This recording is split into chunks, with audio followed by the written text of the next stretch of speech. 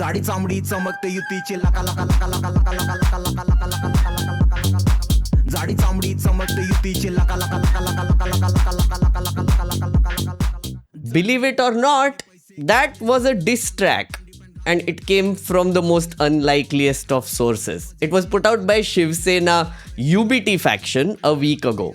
It kind of captures how weird the Maharashtra elections is going to be. Weird middle-aged power-hungry politicians just going at each other. But hey, at least they gave us a good song to dance to. नेत्याच्या काळ्या कारनाम्यांनी सावरताना भिजलो की खामानी जाडी चामडी चमकते युतीची लका लका लका लका लका लका लका लका लका लका लका. So, Maharashtra elections have been announced. Voting is on November 20th and the results are going to come on November 23rd.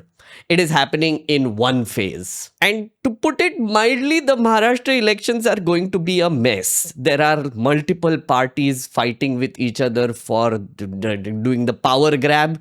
Then there is a bunch of schemes coming in at the last minute. And the election commission doing some suspicious things. So we are going to talk about all of that in this video. And other than that, I'm going to give you some meta commentary on trends that I've been seeing over the last few elections. So let's dive into the Maharashtra elections, the mess that is the Maharashtra elections, where chaos, hilarity and confusion are the ones that are actually fighting elections. On that, I have a bunch of thoughts.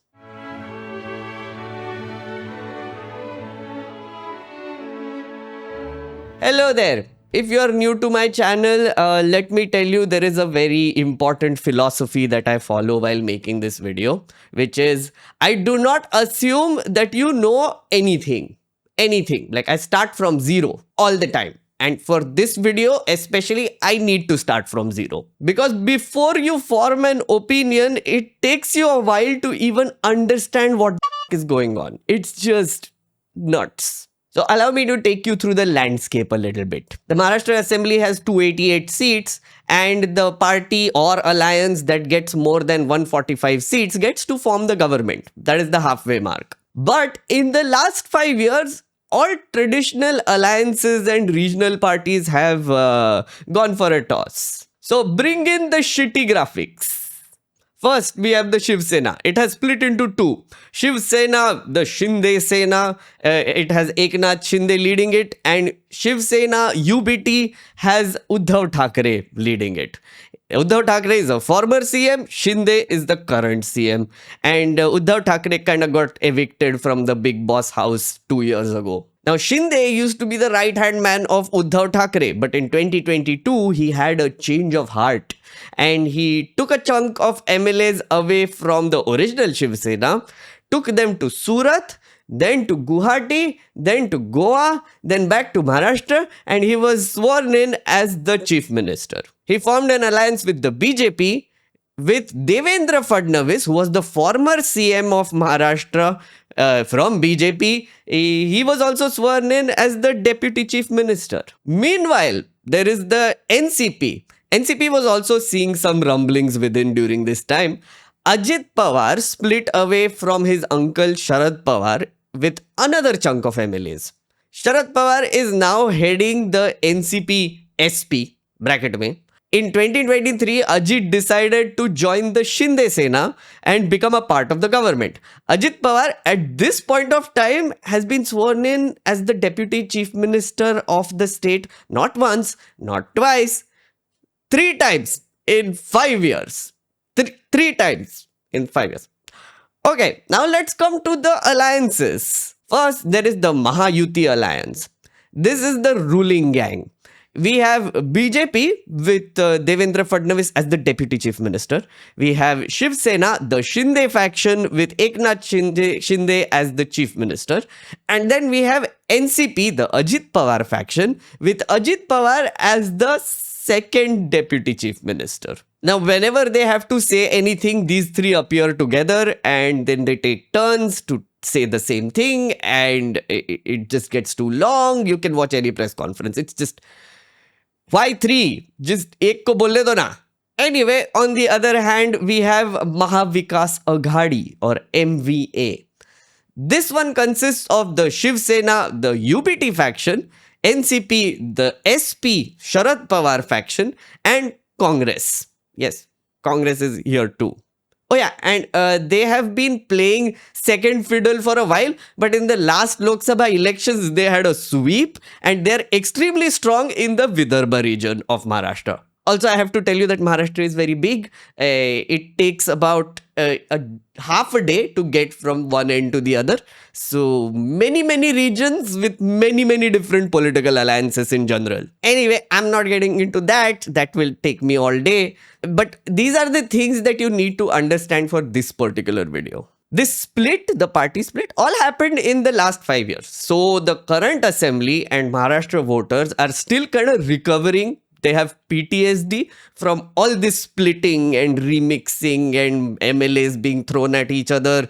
And now, November, a month from now, they have to make the big decision of which combination of this Tod-Phod faction we should actually put in power.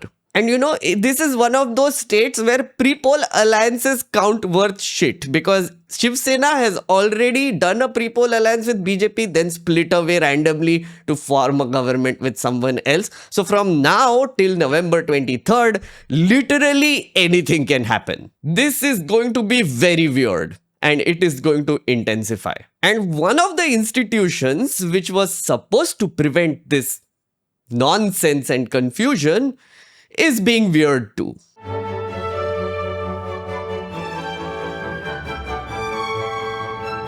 The Election Commission was supposed to announce the Maharashtra's elections alongside the Haryana and Jammu and Kashmir elections in August. But they decided to push it back to November.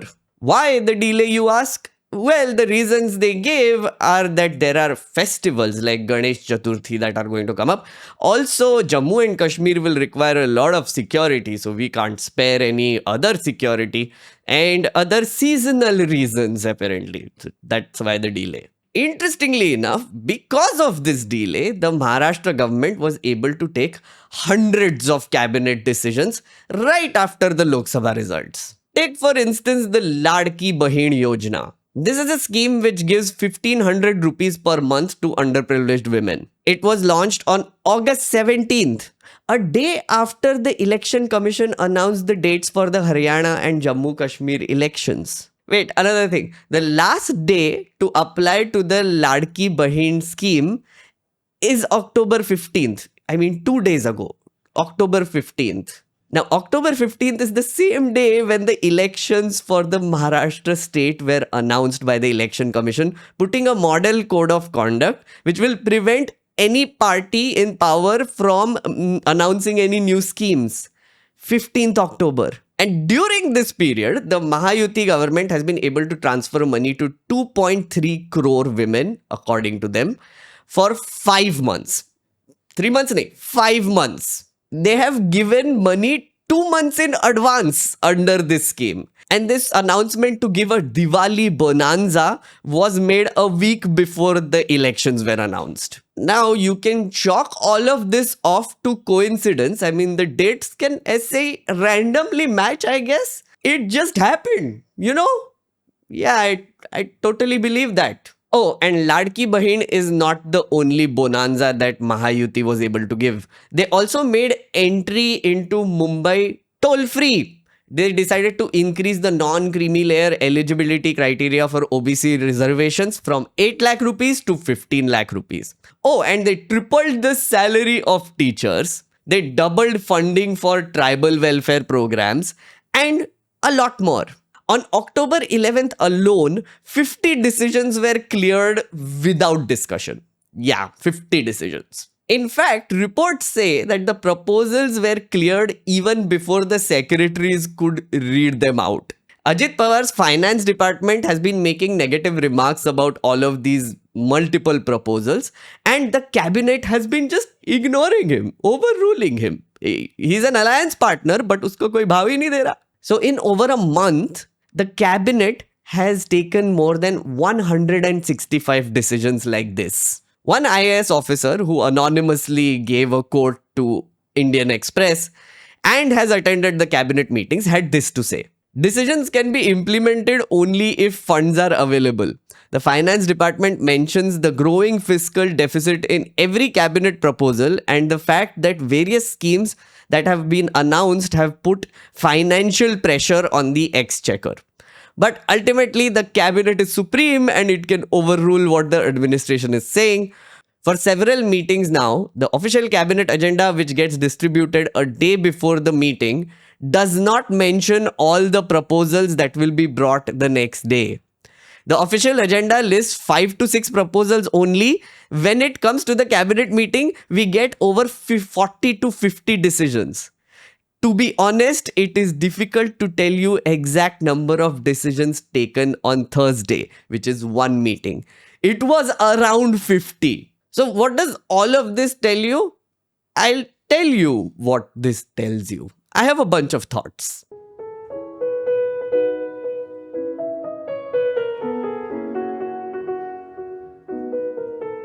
To me, it looks like this Tuta Phuta Mahayuti alliance got a shocker after the Lok Sabha general election results. In the general elections, MVA won 29 out of 48 seats. That is in Maharashtra for the parliament. Congress won 13 while the BJP won 9.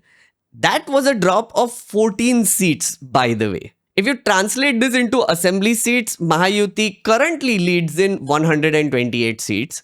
That is a significant drop from their current strength of 203. Again, I'm not saying that Lok Sabha results would completely translate into assembly ones. Haryana assembly elections, if one thing they proved, it is that is not true. People vote differently in the Lok Sabha, people vote differently in the assembly. They might vote differently in the municipality. It has no connection practically. But the 2024 Lok Sabha election showed that Mahayuti is not as popular as they thought they were. So what is the next best option? A rapid fire of appeasement रेवड़ी schemes. Budget क्या होता है? Budget लुटा दो जनता पे, पूरा state budget ये लो. So objectively speaking, it is a good thing. Because of Mahayuti's desperation to win, people are benefiting. Women are getting more money in their accounts. Teachers are getting more salaries. OBC will likely get more reservations. At least the decision has been made. Tribals are getting more funds. All of it. Oh yeah, and our friend Gautam Adani is also benefiting since 1,000 acre of prime real estate in central Mumbai has been handed to them for Dharavi redevelopment. The MVA claims that it would benefit Adani to the tune of 1 lakh crore rupees. Fun tons, well done, sabki chandi. But it is worth asking, why weren't these decisions made before? Mahayuti has been in power since 2022, and that is after breaking up the Shiv Sena and uprooting their government, taking a portion of them into their own government, then splitting another regional party, and then breaking off that, and then including it in the government. That's how Mahayuti was formed. But 2 years ho gaye usko. Why weren't the decisions taken before? And is the election commission helping them set the dates according to this dispersal plan that they have come up with? And what about this tiny little thing which is balancing the state budget? Does anyone even care? So Maharashtra has been grappling with a revenue deficit of 20,000 crore and a fiscal deficit of 1,10,000 crore. If you don't understand both those words, what it means is they are not doing government very well. Maharashtra's debt burden, the amount they owe, has exceeded 7 lakh crore. And that is before these schemes were launched. Reports indicate that the contractors across public works department in the state are waiting for payments totaling approximately 500 crore for completed projects. To do all of these schemes, it seems like they had to take away money from other things that were already ongoing and in progress. So, the Mahayuti government has a few things going for them this election. One, the populist promises and revdies and schemes that were launched are quite popular right now. You can see lines outside banks of women wanting to apply for this Ladki Bahin scheme. 2.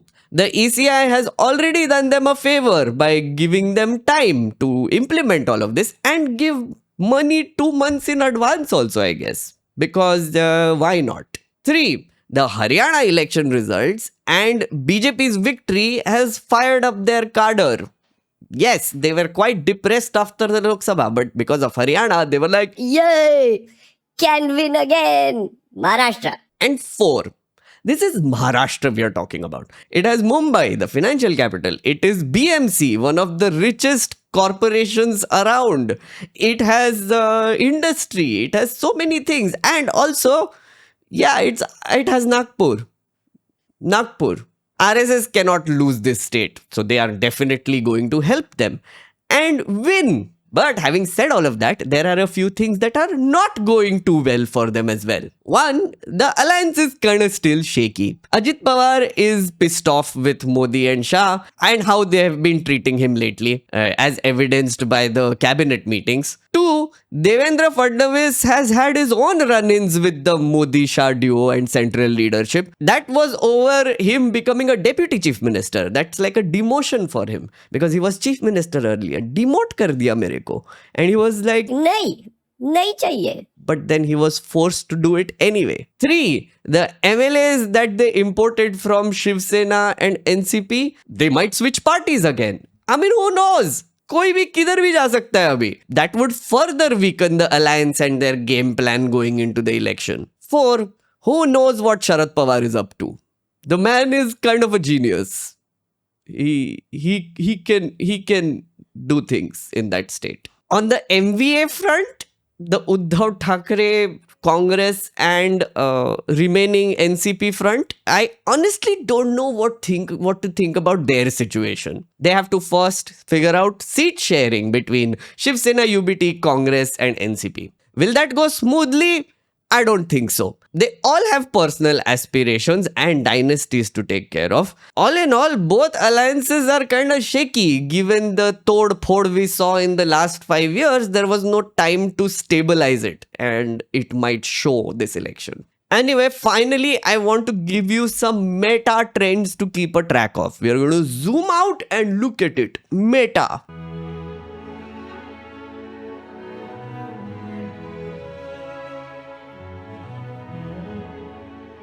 So mota, here are the 2 meta things at play in this election. First, our country might be moving towards a system of universal basic income, or at least half of it. Over the last few years, you must have seen multiple governments give money directly to a specific group of people, mostly underprivileged women. Madhya Pradesh gives 1,000 rupees a month, West Bengal gives 1,200, Tamil Nadu gives 1,000. Even Congress had made a promise to give 1 lakh rupees to destitute women per year under the Mahalakshmi scheme if they won the general elections. They didn't, but you can see a trend coming up here, don't you? More and more state governments, regardless of which party is in power, wants to give money directly to women into their bank accounts. I personally think that's a good thing, but they are forgetting one important step. If you are giving money to women directly, all well and good, but then are you taking money out of existing welfare schemes which are meant for women? If you aren't doing both, then you are not doing a great job of running a government and balancing the budgets. Because this means that the tax rates for everyone else goes up, spending power goes down, and that is not a good thing. No, it's not. But on the plus side, women have more money to spend, which means it will increase demand in local markets, which means small businesses will benefit because there is money going to the ground. And women get to decide what to spend that money on instead of the government telling them what to spend it on according to one scheme or the other. That is another reason why I think this money should be taken away from schemes. Financial autonomy for the win. So, Mahayuti has started the Ladli Behna scheme recently, and Shiv Sena UBT is also promising a similar scheme with more money. Which means, regardless of who wins in Maharashtra, the scheme is here to stay. Which state government is going to do this next? It is worth asking. Is it that every time a state election happens now, one state will suddenly start giving money to women? Then what happens when all states start doing this? So without you noticing, there is this giant policy experiment underway, and we are going to see the effects of it very soon. Good or bad? I don't know, but let's see where this train takes us. Maybe it will take us towards total universal basic income. Who knows? कुछ भी हो सकता है. Just like what is Maharashtra politics. कुछ भी हो सकता है. Second meta thing, and this is a bit philosophical in nature. What we are seeing in Maharashtra is a bunch of men in their 50s and 60s playing a game of power. Every party, every leader seems to want to be chief minister. Every decision currently being made is being seen through the lens of a power struggle. If I make a decision, am I gaining power or am I losing power? If I give X scheme to the people, do I gain more power or not? If I say Y thing on TV and turn it into a controversy, am I taking away power from the people in power? This is a very cynical way of looking at the world. We normally don't do this. Normal people don't do this. Think about it. When you wash dishes and not let your partner wash dishes that day, are you doing it because you want to gain power? No, it's because you need to wash dishes. Do you buy a car to gain more power, or do you buy it so because you wanted to get to one place from the other? So your decisions and my decisions are based on mundane everyday reality. This or that. कुछ तो effect पड़ेगा life पे. Their decisions are not. They have gone beyond the mundane. Our leaders of Maharashtra at this point of time are just power-hungry maniacs who are willing to break the entire system of government and politics and brains of the voters, honestly, if it means getting more power for themselves. Do I need to tell you that this is not a good way of doing things? Because if I need to tell you, let me tell you that this is not a good way of doing things. Instead of caring about the reality that everyday citizens of Maharashtra face, which is rural distress, unemployment, price rise, crime, literal assassinations happening on the street, that sort of stuff. Instead, they are making decisions based on other things, meta things, or whatever they think is meta, which is, अरे मैं ये करेगा तो power मिलेगा, अरे ये मिलेगा तो फिर चीफ मिनिस्टर बन जाएगा. and this has become like an endless, confusing battle because there are so many players. It's just insane. And what will happen is there will be a fractured mandate, and then the results will come, and then there would be government formation time, and then everybody will stab each other in the back, and then we will have something new come out of it. That just almost seems inevitable at this point of time. And then we go through another cycle of power play and nonsense and who gets more power and who doesn't. Well, the people just watch, I guess. When will this end? I don't know. Honestly, I don't know, nerd friends. And that to me is a very sad thing. It's a sad, sad thing. Anyway, might as well enjoy the show. So grab your popcorn and get ready. This election is going to be one wild, wild ride. See you in the next video. Bye-bye. जाडी चामडी चमकते युतीची लका लका लका लका लका लका लका लका लका लका लका लका लका जाडी चामडी चमकते युतीची लका लका लका लका लका लका लका लका लका लका